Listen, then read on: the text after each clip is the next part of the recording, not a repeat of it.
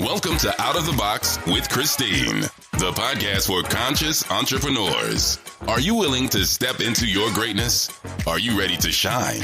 Well, get ready, Truth Seeker. You're in for an amazing ride. And now, here's the host of the show, Christine Blosdale.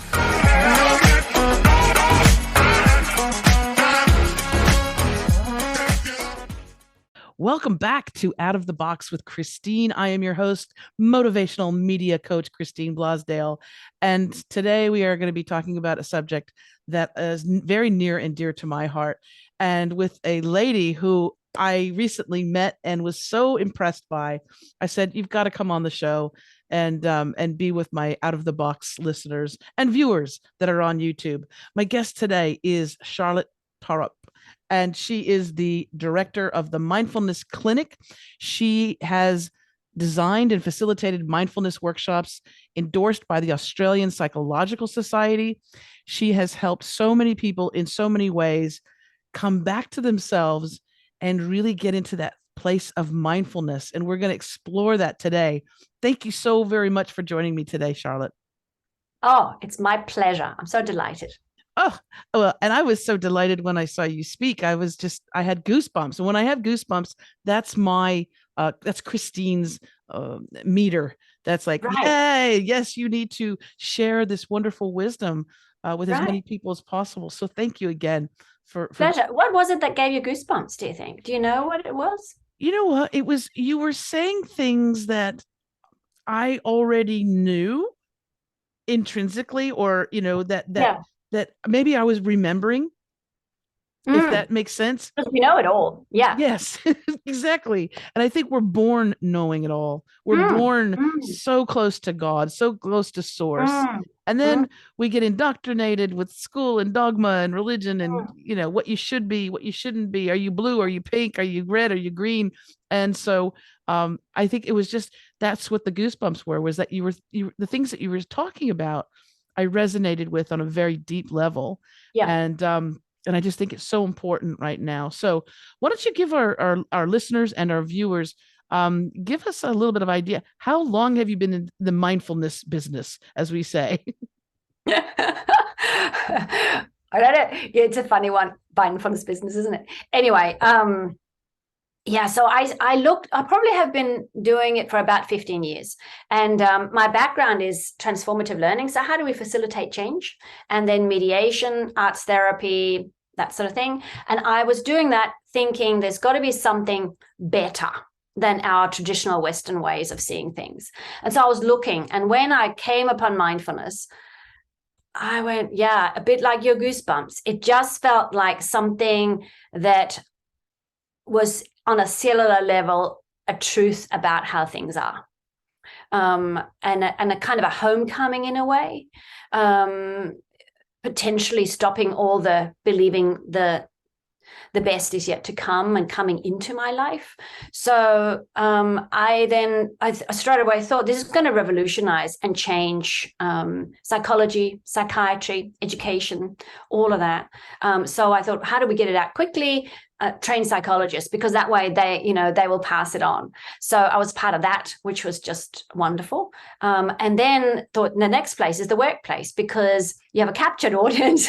Everyone needs to reduce their stress and become clearer in their mind and more kind and compassionate and in the workplace. And there they can practice together. So it's a perfect place to do it. So I did mindful leadership, mindfulness at work, mindful caring for early childhood, lots of programs that are now running in various places. Yeah. And, I on your at your website, the mindfulnessclinic.com.au, that's for Australia. There's something that you said, and it just like, as I was reading it, it almost like it lit up, like the words lit up. Right. And what I saw, and I love this. Mindfulness is becoming aware of our mind greeting the moment. Yes. It was like a moment. Yeah. Mindfulness is becoming aware of our mind greeting the moment.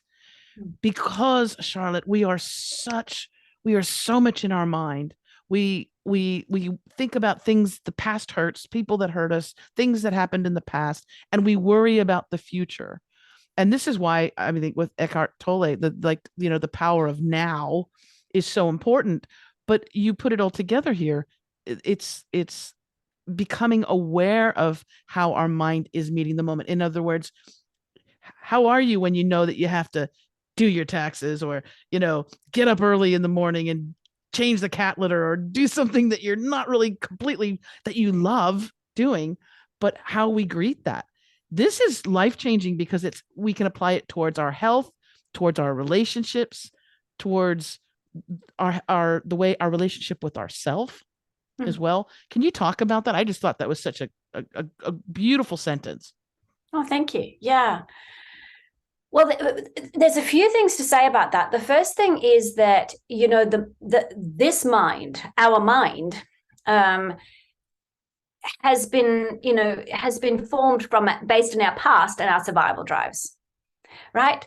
So if we don't notice this greeting and how it sits in relation to the moment, we just get more of the same. It just forms in the same kind of lanes, same grooves as it's always been formed.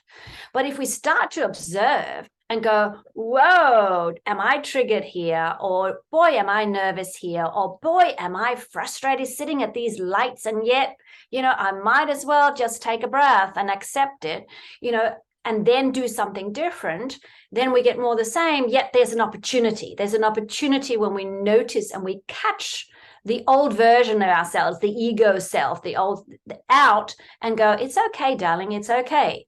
Now let's open up for what are the possible ways that we could be sitting here now, and that we could be functioning, that we could see this.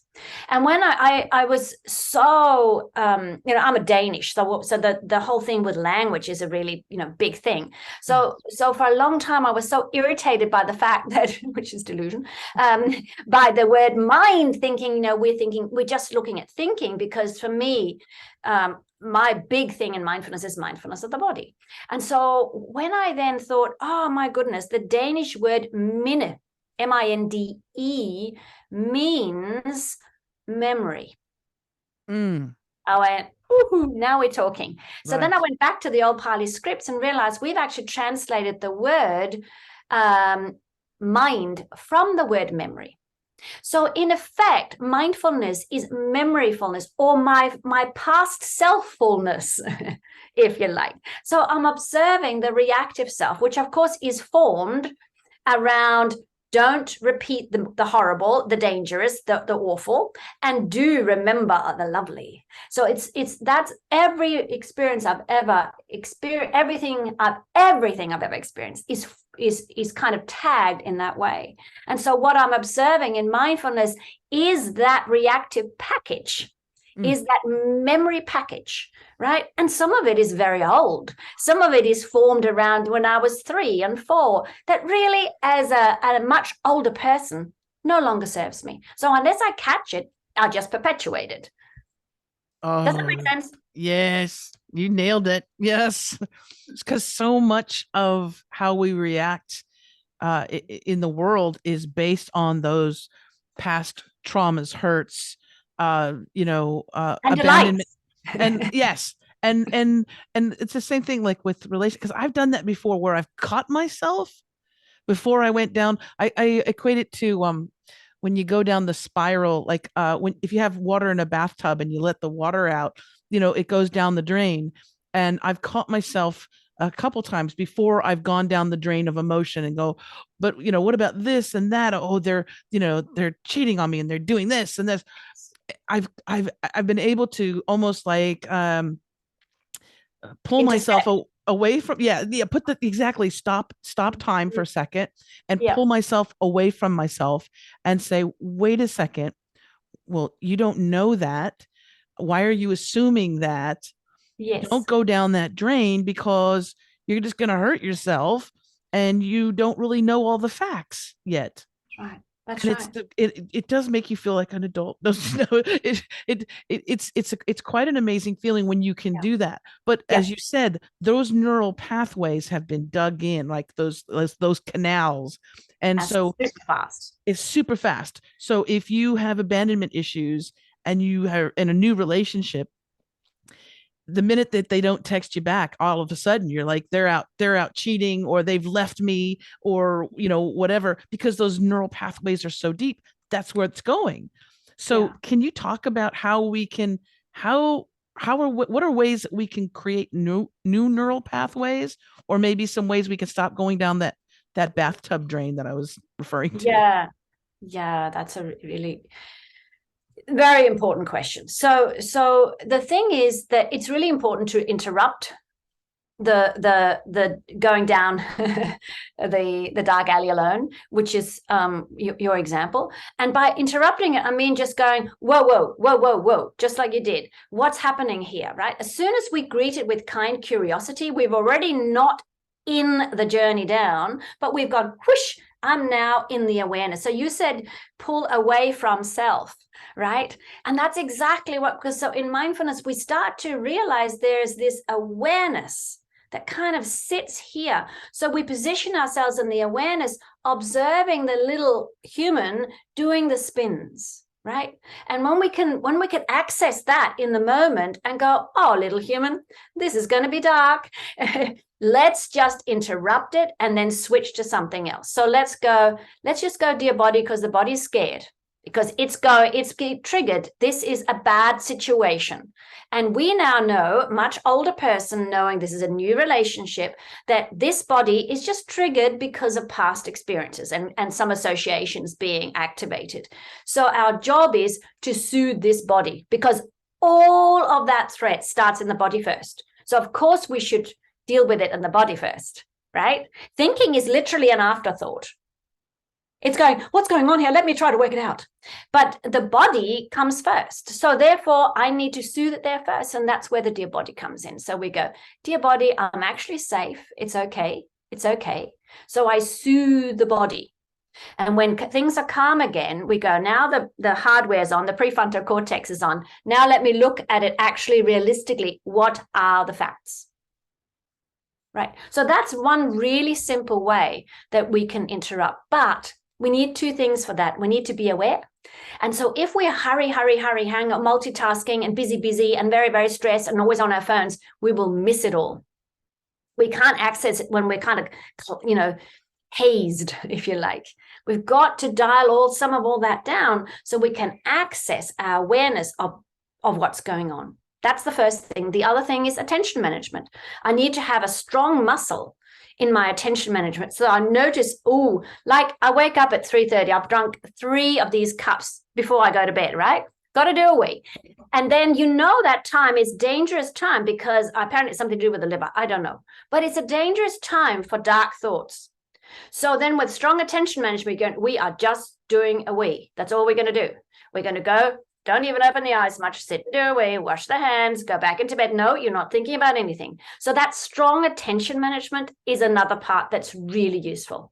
Whereas if we're close to goldfish, we notice it, but we can't hold it. We get sucked into the misery, right? That's why in mindfulness, we start by strengthening our attention muscle. That is really sometimes difficult to do.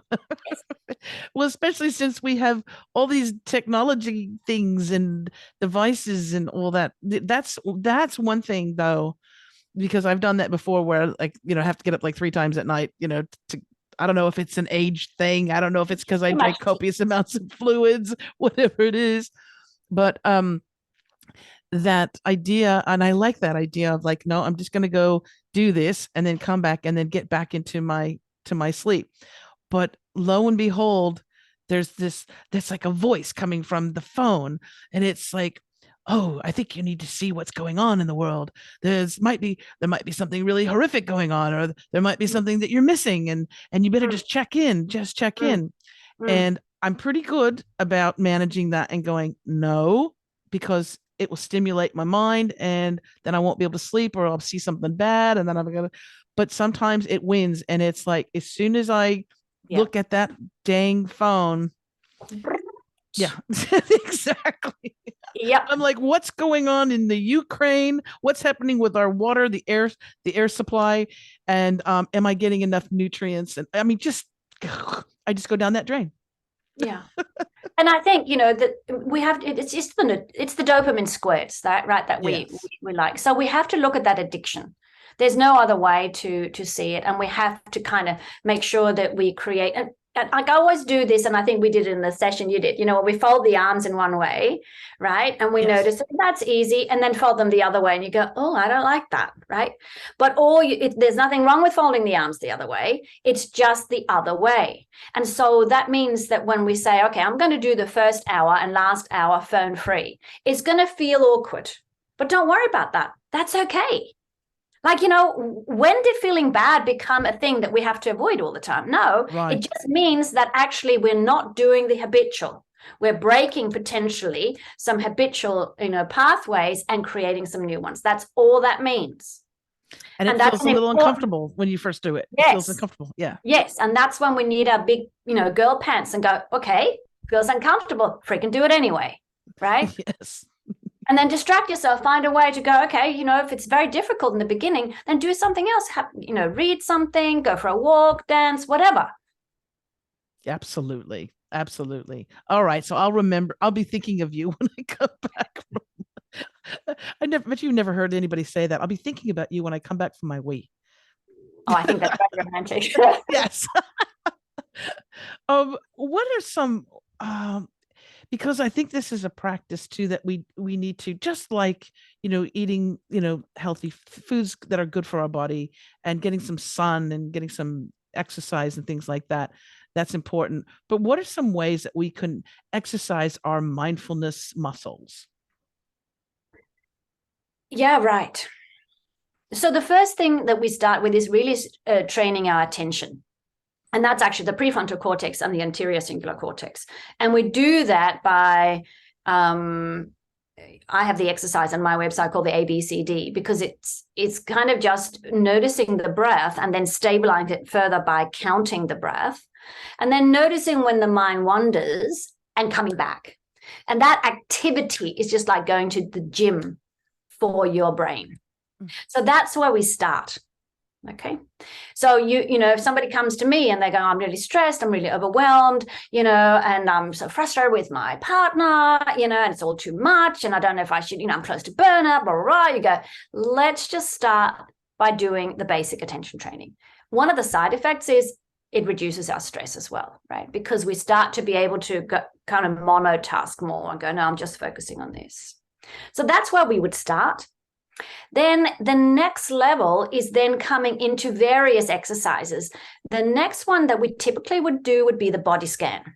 And the reason why the body scan is such important brain exercise is because as we, when you look at a child and they're listening to music, right? And their whole body's experiencing the music. It's fabulous, right? Yeah. And then, gradually we become adults and we go, yeah, I know that song. And we start to just recognize everything. We see a flower, we go, yeah, that's petunia. But a child will go, oh, it's a miracle. Yes. Right?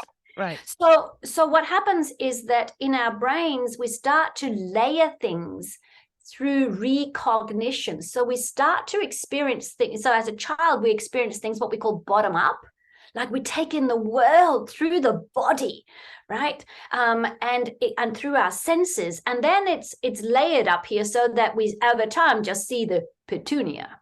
But in just living in recognition, it becomes a really poor life because we're just lost in the head rather than seeing, rather than experiencing the sun on the leaves and the new person in our lives, right? So therefore we start to, what we say, cultivate bottom-up experiences, which is coming to our senses again, right? So we start by just wandering through the body and noticing the body sensations, coming into the present moment through body sensations. And then there are various other ones, a very typical one, which is cultivating a loving heart, and forgiveness and compassion. And that's called the loving kindness meditation. So those three would be the ones you would always engage in any good mindfulness program. Oh, I love that last one too, about cultivating a loving heart. Yes, as well. That's the loving kindness meditation. Yes. And I think because we are we can be so detached from our hearts, because I don't want to say it's an epidemic of us living or a pandemic of us living in our minds, but with in our thinking minds, with the amount of depression and anxiety and ADHD and just so much happening inside the minds of millions and millions of people on this. And I do believe that I do believe I do believe that our single thoughts and the way that we perceive life, that the way I do that and deal with that can affect others, right? I do believe that, like, I have that much power that I can also affect others, the ripple effect. But I also realize that there's so many people too that are walking around that are depressed, anxiety, panic attacks, all of those things, because they're so trapped in their minds. And I want to have more of those lights come on and help free the people that are suffering, and they maybe don't even realize that they're suffering, but they're missing out so much on life. There's so many amazing things going on around them, but they're just trapped in their mind. I'm wondering, with the work that you've done, has that been something that you've been hoping to help alleviate? Or I know individually you can do that, but I'm hoping that, like, 100th monkey thing, where we can help everybody wake up a little bit and feel better. And I think, you're right, and we all affect each, we're actually contagious. So, when we spend time together, our subcortical areas in the brain synchronize, right? And so I'm actually doing some work right now back into working with early childhood child educators, because the forming of the little brains happen in relation to big brains, right? So when those little children, when they're with stressed parents and stressed siblings and stressed teachers, they don't have a freaking chance, right? Yeah. So that's where I think very important work lies, because I think it is so much more than a personal issue. It is, as you say, it is our culture, and there are many reasons for this. It's layered, I think. The bigger gap between rich and poor, the more anxious we're going to be, right? Absolutely. The more we're living in the delusion of the next, and more and more and more, and then happiness. Also, we have a negative bias. So we're always going to be default to the more danger versus the delight, right? That's kind of inherent, both personally and globally. The other day I was walking at the Yamundi markets. So gorgeous, right? And gorgeous people and so much creativity. And I was thinking, there's a cloud over us, and that's Putin, right? That's one person, right? That can actually, affect things that, people, it's quite interesting. Anyway, that's the negative bias. And then coming into, the word Buddha means awake. And so, when we're lost in thought, when we're lost in ourselves, because that's what the thoughts are preoccupied with, we are not awake, we're lost, right? And so mindfulness and Buddhist psychology is about waking up to the fact that I am freaking safe. If you know what I mean. Like, I am. So, if I'm sitting here being anxious right now with you, then mindfulness would be for me to go, hey, body, we're actually safe. This is a nice girl. She's going to edit out if I say some really bad things. It's okay. It's okay. That's waking up. So going, the body is scared. My job is to soothe it. And then I do that through dear body, longer out breath and in breath, make sure I sleep enough, make sure I exercise, make sure I eat, healthy food and reduce the toxins. they're the basics, unless there is, of course, an urgent matter or there is mental illness, right? Then it's a different, but, for most of us, it's kind of, a lot of anxiety and depression starts very gently and then escalates, right? So ideally we nip it early on and go, make sure you walk, make sure you sleep well, make sure you do your mindfulness training, make sure you reduce your toxins. And if you're already anxious, don't drink coffee, just don't, because it doesn't help your system. That and alcohol. Yeah. I find. Yeah. Oh, no. Well, and this is something too that's interesting to me. You have some folks who are able to, even though they may have a rough day at work or things might be tough, they can pick out the things that are going right in the day, right? Or they can go, well, at least, hey, they have a positive outlook on things, right? And then you've got the people who, no matter what, will find something negative, something negative to point out. This person did this or that person. And I would think that with the work that you do at businesses and corporations and things, when it's a work environment, that this is probably something that you would deal with. Are the folks too that see, because we can look at something and I could see it one way and someone else could see it in a different way. Although I am holding a blue pen, I don't know how different we could go, but maybe someone seeing me hold this, they would think you've got a weapon in your hand. Whereas I'm like, no, I'm writing a letter. I'm writing a love letter. So can you talk about that? About, especially again, is that because we're not being mindful because we're seeking out the negative or the things that we want to point out as being bad, quote unquote? And I think there's a lot to say. I mean, I could never do that topic justice because I think there's so many angles we could go. We only have so long for the show. Yeah. Right. But research shows that we're born with a slight disposition of either being, a little bit more negative, glass half, empty, or half full, that we're born that way. And we can adjust, those set points a little bit, but we'll always have the disposition. So that's one thing. The other thing is conditioning, right? So that, if we've had damage, if we're in a relationship where we don't feel seen, we can easily become very contrary, right? And then we don't want to, we don't want the other one to bring. So I think a lot of it is in dynamics. If somebody's always, oh, come on, you can do that. My position is no, because you still haven't seen me. You still haven't. So I'm not going to give you the credit of being freaking happy, So it becomes a power struggle almost. And I might be very happy with that person, but not with you.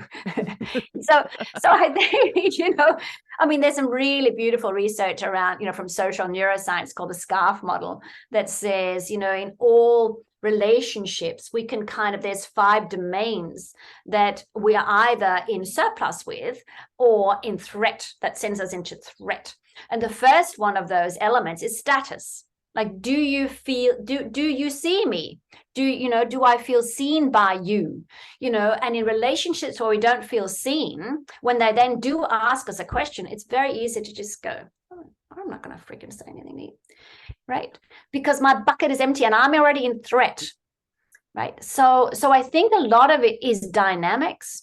And then, of course, the more we've cultivated misery, the more it becomes our reality. Those neurons are now the ones that are trained. And so even when we're by ourselves, we're still miserable. But we have it all. So if we're very, if the victim voice is very dominant within us, it is useful to know that there's a space within us that's free of it as well. Oh, yes. Right? There's a space that goes, I'm the voice that's free of the victim. I'm the voice of freedom, for instance. I'm the voice of confidence and optimism and joy. And, what does that feel like, right? So to toy with the idea of self in a much more spacious and dancing way than fixed in any way. And I think the key is not being fixed. That's the thing, is to be able to play with that. And catch yourself out, right? And go, whoa, in this dynamic with you, I keep being this cantankerous old version of myself. what is going on, right? What is going on for me? What is triggered? How could I step into more ownership about that? Or perhaps take some space from you, recalibrate and come back.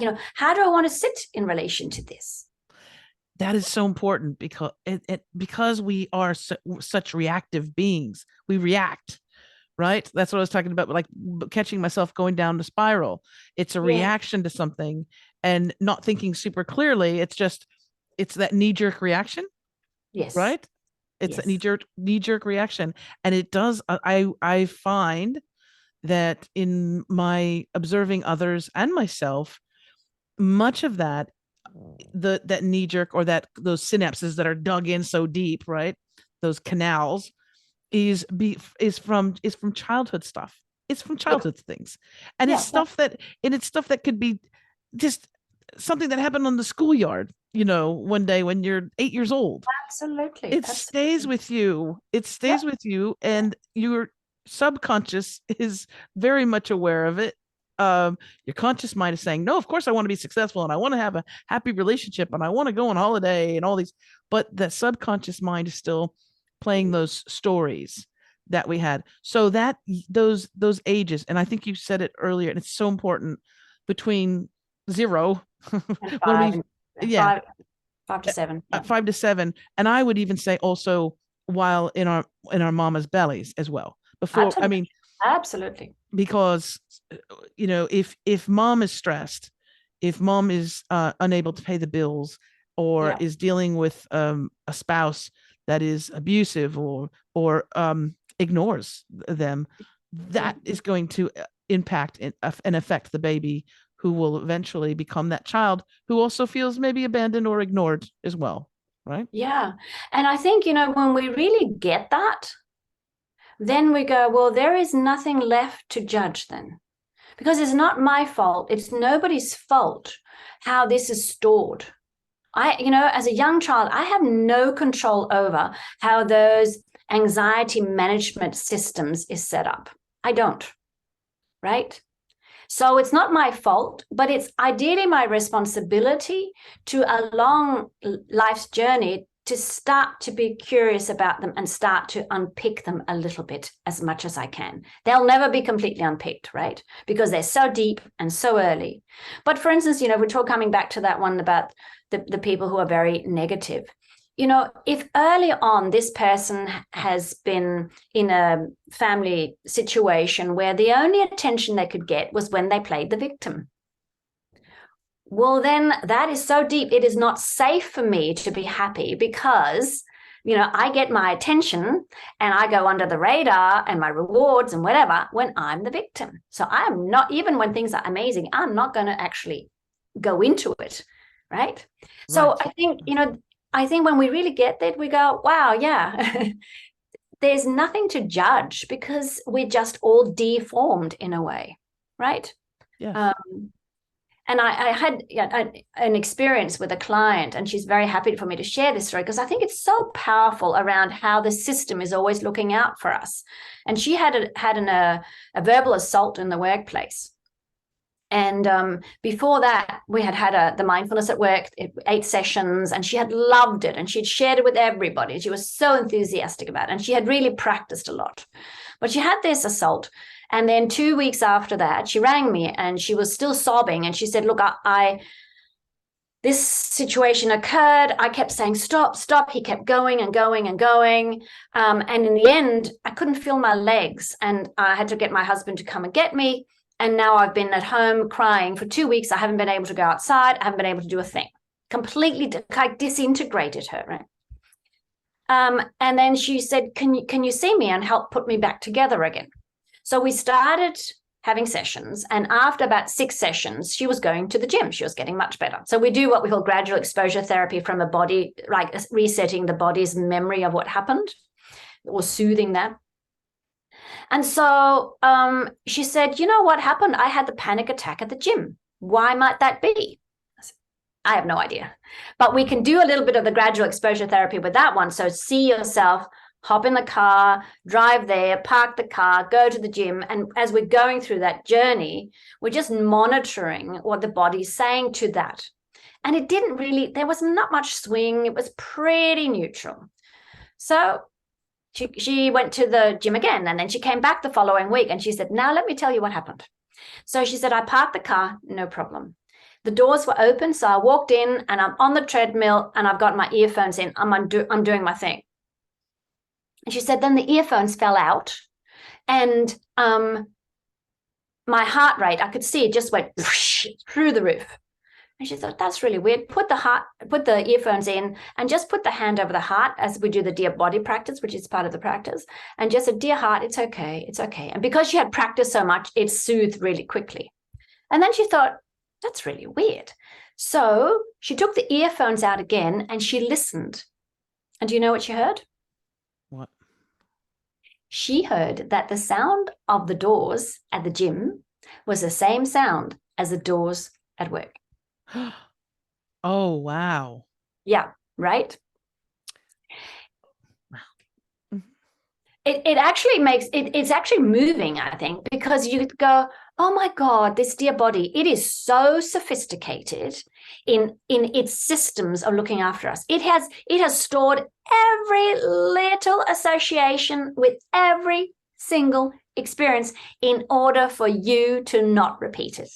And so that means, when we're feeling anxious, the body is not the enemy. We can just thank the body, right? We can say, thank you, body. And then we can see, am I safe? And if I am, we can say, dear body, it's okay. And in that way, we're actually changing a memory, because when it's activated and it's out on the active working memory and it's imbued by new associations, in this case, it would be love and tenderness. When it goes back into storage, that memory is no longer, as it were, it's now got those new associations have seeped into it. So it's kind of our job to to constantly educate, if you like, the body's memory of bad experiences. Oh, and that is so powerful. Yeah. That is so powerful, because you're right. And the body remembers. It could be even something that you don't remember, that you don't. Oh, you don't. Yeah, exactly. Yeah. And you won't know that sound. You won't, consciously know that. It's only because of her mindfulness that she picked it. So often, it's a smell, it's the sound of a voice, it's the way somebody looks, it's the temperature. It is so sophisticated, this system, in trying to make sure that you're safe. I just remembered too that I think it was in my early 20s, and I had at the time a boyfriend at the time, and he did this thing where he snapped a belt. And as soon as that happened, because my dad was a troubled soul, and so that's what he would use on me. And before he would hit me, he would snap the belt. And I recall the feeling that I got, and it was my body that reacted first. Yes. And then, of course, I said, don't you ever do that again. But it was as if I was that child again. Absolutely. And like that. The terror that you have, and all the emotions, but like on a physical level. Absolutely. Just from that sound. And I can understand how people are triggered as well from the sounds, from smell. Yep. From scent. The opening of a beer bottle. Somebody said she had a friend, and every time we did, she was back in her childhood with her father drinking, right? Yes. Oh, I know the can one. That's what. Yeah. Wow. That is, and so again, to parents, like those impressions that your children have at such a young age lives with them, lives with them for the rest of their lives, unless they have the ability also to be mindful and to go back and to calm the body down, and to say, I'm not that little child again. I'm not, I am loved. I am loved by the universe. I'm loved by my family here. Yes. All those things. And it's also having, I find, it's having that faith that the universe, God, love, whatever you want to call it, that it's got you. Like, you know what I'm saying? Like that's something that's helped me throughout my life, is just that feeling of no matter what, I feel like the universe, again, God, my angels, whatever, Right. it's got me. It'll carry me through. Right. And I don't know if that's a mindful thing or if that's um just something that I've developed over the years. But do you have that as well, that you're even in the crappiest, worst situation, it's like I'm going to be all right. Yeah, it's an interesting one because technically speaking, no, it's not mindfulness. But but if I know that everything in this system changes all the time, the constant is the awareness, right? Right. And then I go, well, actually, and I can be rational enough to go, well, I know I've experienced some really difficult things, and actually I know that I've grown from it, and I know I can cope. So even if it's that, and go, you know what, girl, this is stretching you, and this feels like you don't want to be in it now, but you know how it's going to, this stuff that brings us to our knees, boy, is that going to open our hearts, right? So for that, like giving a bigger context like that is also useful. And if you then believe the universe, or I probably have a problem with the universe because I have a very ill sister, and there's nothing in the world that she could do that would make it okay. Right.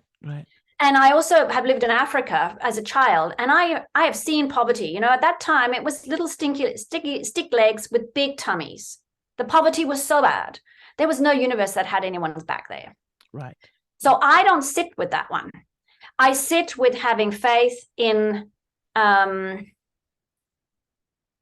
good, the good and the willing heart, but also in the not knowing. We don't know what's going to happen. Like, what my idea of good is only limited because I don't know the big picture. I don't. So even when something hurts, you can go, okay, I don't know what's happening with me, but I am trusting that I have the ability to hang in there, and I will be reborn, if you like. I will morph in the washing machine of change. It's giving you the power. Yeah. Well. It's giving you personal. The power, which is, I because again, we can become victims of life as well, but it's also giving you the power that no matter whatever it is that I'm going through, I will survive this. I will come through this. Yeah. Yeah. And yet, and this is the funny thing, Christine, is that it isn't personal. Yes. you know, like, yes. What happens to me is not personal, but also that I have the ability to do that. I can't take credit for that. I can just, thank my whatever and go, I had good parents. I had good grandparents. I was born in Denmark at a certain time, got a certain education. I am blessed. And therefore I have the resources. I know that some don't. Yes. And that I can't make that a personal thing. It's you can't judge others either for that. Absolutely not. Yes, exactly. Yeah. And that's also, that's having an empathetic heart as well. Yeah, because we know it isn't anyone's fault. No. Empathy I think is like a superpower. That's why narcissists, like, I really do think there should be another planet for them, and and they all need to go there, because if you lack empathy, oh my goodness. There's so much destruction, right? So much suffering, so much unnecessary destruction. But then again, it's a bit like, we when we know the early damage on children, we go, yeah, but there's no way to create a childhood without it. It is, so is these, these challenges that we inevitably have, is that what life is? Is that consciousness? Because we are of consciousness, and consciousness observing itself in us. Yeah. Is that what it's all about? Like, consciousness experiencing itself in many different forms. And so we're not supposed to have these perfect lives. We're supposed to, wrestle with it and be curious about it and live and love and lose and all of the things that go with life, and that's much more bearable than if we think, hey, I'm not happy. What's wrong here? Exactly. Right. Well, no, I think I think that things that, the things, and I'm speaking for myself because that's all I know, The things that have occurred to me, the beautiful moments, the heartaches, the things that I was curious about, going, oh, that's an odd thing to happen to me. But all of that has shaped me to be who I am today. Yeah. And so, and again, those who, especially when you're really young, if you suffer some trauma, there's a couple different things that can happen out of that as well. You could repeat that for someone else, against someone else. You can have all kinds of different things, how you feel about yourself, your self-worth. But also you can, for me, it was the message that was loud and clear was that I know what this feels like, and I could never, ever do that to someone else. I could never, ever make someone else feel this way. Yeah. That was that it was a That's strong decision. It worked in you. Yeah. Yes, it was a strong And what decision. a blessing that was your version, right? Yes. I don't know how much, they talk about reactive, I don't know how much control we have over that. Yes. It's an interesting one, right? Yes, yes. Because I remember years ago, my son and my sister's little girl are the same age, where my sister has been really ill with epilepsy. So she had lots of fits while she was pregnant. So the little girl is really damaged. So brain damage, spastic, autistic, everything you can think of. And so we're sitting, these two little 3-year-olds on either side of me, and we're reading a little book. And read it once. And then, as 3-year-olds do, they go, can we do it again? Again. So we're reading it again. And my sister's little girl, Louisa, she says, she remembers the next page. She remembers something that was read on one of the pages. And even though, because, part of the autistic, she remembers things. So anyway, she says something. She says, oh, that was a bear or something. And my son, he says, oh, Mom, she understood it. Right? He was so excited. It was a spontaneous, absolute delight. No, she's not that damaged, Mum. It was kind of that, right? She's not. She gets it. She's all right. She's normal, and so I can see now in him as an adult man, how much empathy he has. It's so in every cell of him, right? And it was ignited through those experiences of having a very disabled cousin. Right. So, when we push away people who are different, whether that be old or, I think, we forget who we are, right? Yes. And who we should be. I can't remember why I'm saying that. I don't know, but I liked it. Well, because clearly forming. Well, this is why I wanted you, also because I feel like we're kindred spirits when it comes to that too. And even when I remember a few times I've been out, and in Los Angeles we have a bit of a homeless situation and extreme poverty, because there's millions and millions of people, and I had a friend that used to be quite judgmental. And they're not my friend anymore, but it was like, why are they homeless? They should get a job, or they should do that, or why are they panhandling, asking for money? And I always said, you don't know what they've been through to cast that judgment on them. No. And I said, and you've separated yourself. We as human beings separate ourselves from the haves and the have-nots, right? Yeah. The Catholics and the Protestants. The Irish and the English, the Democrats and the Republicans, and all the stuff. Mm-hmm. It's this separation, the us and that versus them. Yeah. That I never understood fully. Because then you're blessed. You're blessed. Right? Because I don't know if you've done anything with Ken Wilber, the philosopher, but he explains this so well. And I think this is, talk about alleviating suffering, because that's kind of the Buddha's message, right? Yeah. That is to say, we've got these developmental levels or consciousness levels that we operate in, and the lowest level is the egoic, right? And we're born in that. It's all about me. I'm the center of the universe, right? Give me. I want that. I don't like that. And it's all about me. So the narcissist is kind of stuck on that level in many ways, right? And that, narcissists are difficult, but they also experience a lot of suffering because there's not much yes. fun, right? Oh yes, yeah. And the next level is then so this is the egoic. Then the next level is the ethnocentric, or the teams or groups or countries, or, and so he says very clearly, he said all wars start from those lower levels. So it's not about religion. It's not about borders. It's about a consciousness level that sees other humans from that perspective of them and us, as you're saying. The next level up is world-centric, where we go, oh, we're all on this world, in this world together, and we should try to get along. And we know there's no one who's more important, really. We're all the same, irrespective of skin color and sexual preference and all of that kind of thing. We're just one mush of humanity, if you like, right? And then the next level is the integrated level, where we're going, we are just a little breathing consciousness along with all the other life here. How do we ensure, when I'm in that, I'm aware of the butterfly effect, right? I'm aware every thought, every moment, every sip of tea, everything is integrated with everything else. What does it take to create this tea here? The tea plantations in, wherever in the hills of Sri Lanka somewhere, right? And somebody's picked those and dried those and transport, and it takes earth and water and sun and all of that. I'm aware of that.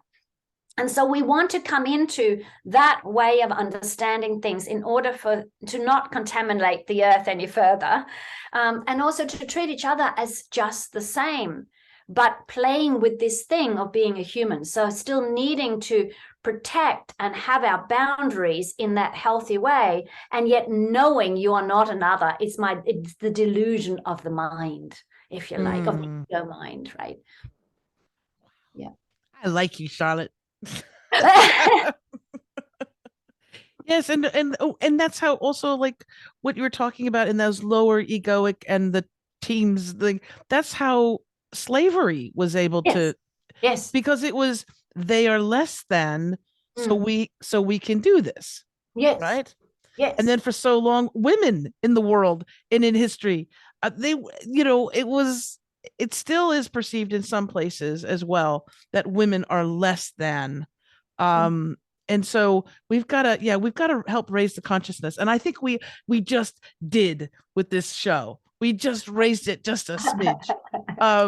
Charlotte, I want to thank you so much. How can people find out more about you, reach out to you? I understand too, you've got some wonderful resources for folks to jump into. Resources. Yes, thank you. So the website is www.themindfulnessclinic.com.au. And there's lots of audios, there's lots of videos, there's lots of free resources. We have an advent calendar coming up. So for Christmas, I also have a book coming out early next year that's called Dear Body. So I'm really excited about that. So there's lots of good things, and I love having good conversations. Also, like this one. And if anyone wants some coaching or interested in bringing it to the workplace, or would like to join us in retreat, we've got Provence coming up, we've got New Zealand coming up, we've got Bali coming up next year. So lots of exciting things to happen. You're going to Provence? Yes. Can you bring back some herbs de Provence, because they don't have them here in Australia? I'll get you a big bag. Okay, good. My mother used to cook with them all the time, so I love them. It's good. Yes. Oh, thank you so much, and please, you're welcome back on the show anytime. Especially maybe when your book comes out, you're welcome to come back out. Okay, perfect. We'll have links to Charlotte's website, themindfulnessclinic.com.au.